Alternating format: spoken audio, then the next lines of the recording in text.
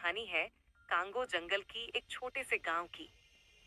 बहुत समय पहले अफ्रीका के दिल में बसे घने और रहस्यमय कांगो जंगल में एक छोटा सा गांव था जिसका नाम था मपोटू। ये गांव जंगल के किनारे बसा हुआ था जहां के लोग प्रकृति के साथ गहरे संबंध में रहते थे। वे जंगल को केवल लकड़ी, फल और जानवरों का घर नहीं मानते थे, बल्कि इसे एक जीवित प्राणी की तरह सम्मान देते थे। रहस्यमय जंगल कांगो के जंगल के बीचों बीच एक क्षेत्र था जहां कोई भी जाने की हिम्मत नहीं करता था। गांव के बुजुर्गों की कहानियों के अनुसार वहां एक न्यांगा नामक रहस्यमय आत्मा रहती थी जो जंगल की रक्षा करती थी। कहा जाता था कि जो भी लालच या बुरी नीयत से उस इलाके में जाता वो कभी वापस नहीं आता। एक साहसी लड़का कीबो मपोटू गांव में एक निडर लड़का रहता था जिसका नाम था कीबो। कीबो को रोमांच बहुत पसंद था। वह हमेशा जंगल में घूमता, नए नए जानवरों और पेड़ों के बारे में जानने की कोशिश करता। एक दिन गांव में एक बड़ी समस्या आ गई। गांव का पानी का स्रोत सूख गया था और आसपास के झरनों में भी पानी नहीं था। गांव के बुजुर्गों ने कहा कि जंगल के गहरे हिस्से में एक पवित्र झरना है जो कभी नहीं सूखता, पर वहां जाना खतरे से खाली नहीं था क्योंकि वही इलाका न्यांगा की सीमा मानी जाती थी। लेकिन किबो डरता नहीं था। उसने ठान लिया कि वह गांव के लिए पानी लाएगा। जंगल का सफर। किबो ने अपने साथ सिर्फ एक टॉर्च, एक रस्सी और अपने पिता का पुराना भाला लिया।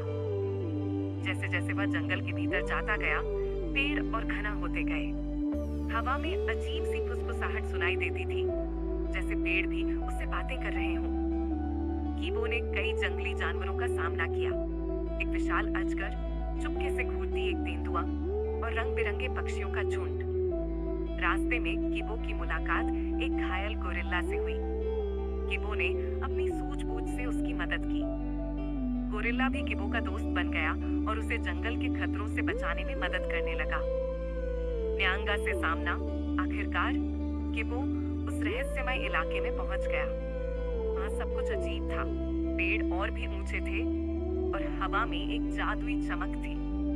तभी कीबो के सामने प्रकट हुई न्यांगा, एक रहस्यमय रोशनी से बनी आकृति जिसकी आंखें चमक रही थीं। न्यांगा ने गूंजती हुई आवाज में पूछा, तुम यहाँ क्यों आए हो नन्हे मानव? कीबो ने साहस के साथ जवाब दिया, मैं अपने गांव के लिए पानी लाने आया हूँ। हम बिना पानी के मर जाएंगे। मैं यहाँ अपने स्वार्थ के लिए नहीं, बल्कि दूसरों की मदद के लिए आया हूँ। न्यांगा कुछ पल के लिए चुप रही, फिर उसने कहा, तुम्हारा दिल सच्चा है कीबो।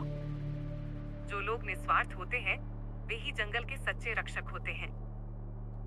न्यांगा ने अपने जादू से एक झरने का रास्ता खोला जहां से मीठा और साफ पानी बहता था। कीबो ने पानी भरकर गांव लौटने से पहले जंगल को धन्यवाद दिया। जब वह गांव पहुंचा तो लोग उसकी बहादुरी और निस्वार्थता से प्रभावित हुए। गांव में फिर से खुशहाली लौट आई। कीबो को मपोटू गांव का हीरो माना गया। कीबो की कहानी हमें सिखाती है कि सच्चा साहस डर के बावजूद सही काम करने में होता है और निस्वार्थता ही सबसे बड़ी शक्ति है।